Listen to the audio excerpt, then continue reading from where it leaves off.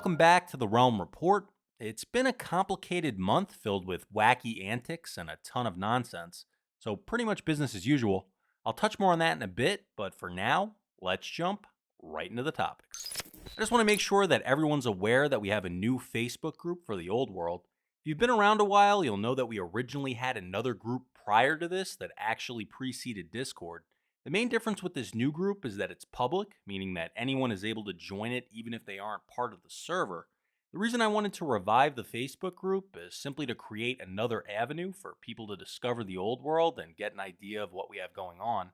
One benefit of Facebook is that there are fewer restrictions on file size, so I encourage everyone to share videos and photos of different projects they're working on at any given time. Another idea I had was to compile photo albums of screenshots taken at different events in order to store them in one dedicated location. It's by no means a requirement to join the Facebook group if you're part of the server, as Discord will continue to be our primary means of communication. You can easily find the link to the Facebook group in the About section and in the description of every video on this channel.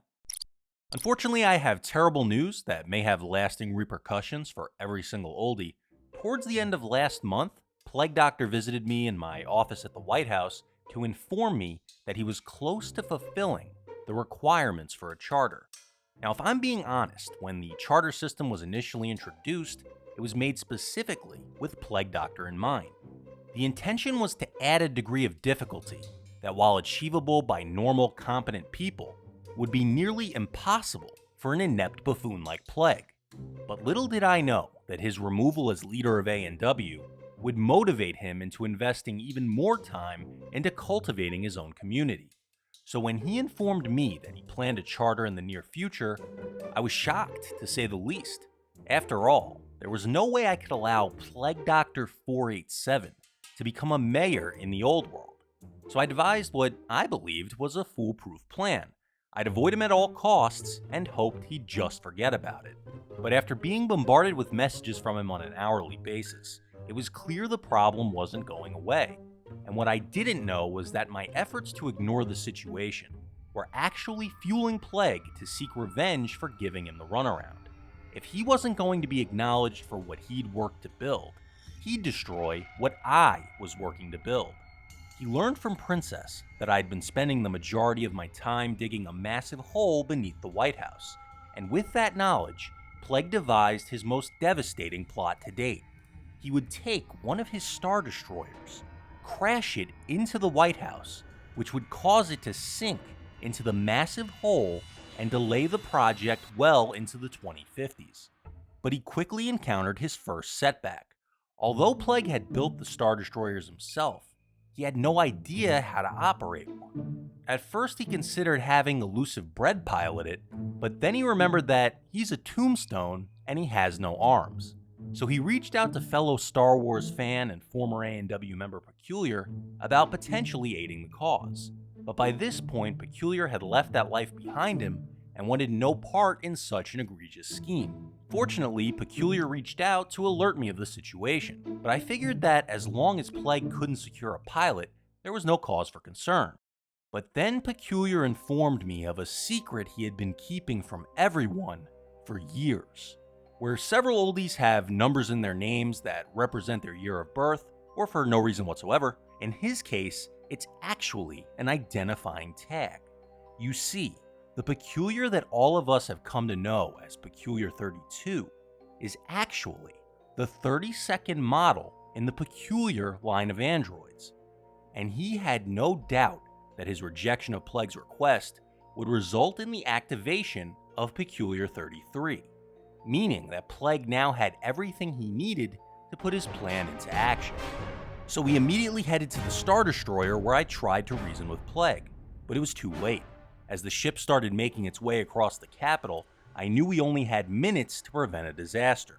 Peculiar headed inside in an effort to take the controls, while I was left with no other option but to do something I should have done a long time ago.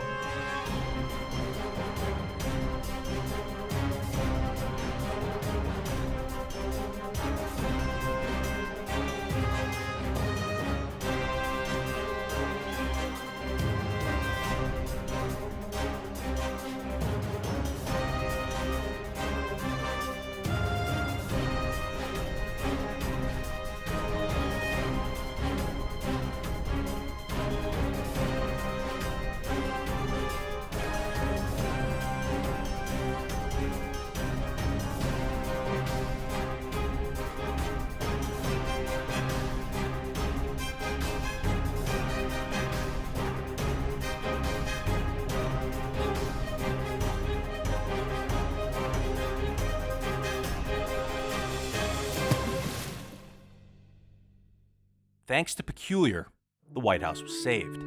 And as Plague and I swam away from the wreckage of the Star Destroyer, I couldn't help but feel that enough was enough.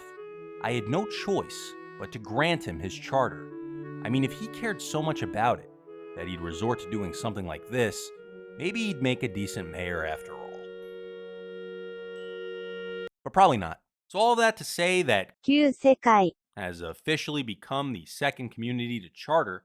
This area was started by Plague back in July of 2021 and is focused around Japanese and European-inspired builds. So if you'd be interested in doing something over there, reach out to Plague. Earlier this month, I distributed a special map art that provides an overview of the gem's currency. This is simply a copy of the graphic from the resources channel on Discord that I converted into Minecraft and brought into the old world. This is mainly just to serve as an in-game reminder of which ore block is assigned which numeric value. There have been a few instances where someone has either underpaid or overpaid for an item in the shopping district, so hopefully having an in-game reference can help prevent some of these mistakes. It may also help some of the newer oldies learn the currency more quickly. Feel free to display them in your shops if you'd like, and you're welcome to also make copies for anyone who may need one. This month we held the second race in the Grand Prix series over in the Nether Colony. All things considered, it went pretty smoothly despite having to deal with a buildup of mobs along the racetrack. While several participants were attacked during the race, we were lucky in that nobody was actually killed during the event. The final two rounds culminated in a matchup between Chozo and Peculiar, where Peculiar narrowly defeated Chozo, resulting in one more race to determine a champion. The two raced again, with Chozo coming out on top in the final round. Peculiar came in second, with Mama taking the third place spot. Following the race, I went ahead and converted the area containing the racetrack into a mushroom biome. With the Nether Colony being so unique, this was suggested as a way of preventing mobs from spawning and potentially having an impact on future races. On March 26th, we held the TOW Tour at the Mount Oldmore Golf and Country Club. Overall, this event was pretty streamlined and we were able to progress through the course at a steady rate. We had an interesting situation arise when Black Lightning and Cryptic Charger ended up tied at the end of the final hole. This resulted in a shootout where the furthest throw would determine the winner for the event. As no location had been established for this scenario, we chose to use the first hole to get this resolved. Cryptic Charger would make the furthest throw, beating Black by roughly 2 blocks and winning his first trophy in an event. With that said, we'll be looking to add a dedicated area to the golf course specifically to resolve these types of situations moving forward. This will most likely be scheduled as a group build, as we'll be looking to have this done before the Old World Open 2023 in July, where the top 8 finalists from these last 2 tours will compete for the opportunity to win the coveted Yellow Jacket. If you've been around long enough to have fought in either the Battle for the End 1 or 2, then you're well aware that despite our best efforts, the Ender Dragon really hasn't presented a very formidable challenge. Next month we'll be facing off against a new enemy in the form of the Wither. The concept for this event is that we'll essentially be taking a section of the old world, in this case the shopping district, filling it with withers and surrounding it with a giant bedrock wall. Participants will spawn into the battlefield with the task of defeating each and every wither. For every 2 oldies who attend this event, we'll be adding an additional wither to increase the difficulty. We'll be approaching this in the form of an MMO style raid. Basically, if everyone is killed during the event, we'll call it a wipe and have the option to restart the battle again. Should you die while fighting a wither, you'll be switched to spectator mode for the remainder of that attempt. Given the nature of this event and to avoid damage to the old world itself, this will be taking place on an alternative map. This means that the old world will be down throughout the duration of this event, but will be back up immediately after. As with all new events, some details are subject to change, and as this is the first one of these we'll be doing, we'll be looking for ways to improve it moving forward. And with that said, Withering will be held on April 23rd. And that wraps things up for this edition of the Realm Report. See you on the server.